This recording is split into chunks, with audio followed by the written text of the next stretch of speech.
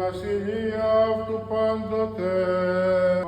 Έχαμεν προς τον Κύριο. Ευχαριστήσομεν το Κυρίο, βλαγκοταρήν Κόσποντα. Αλλά πνευματική ευκαιρία που μας προσφέρει ο Θεός, όδρα και την πάσαν εχολχτήσε.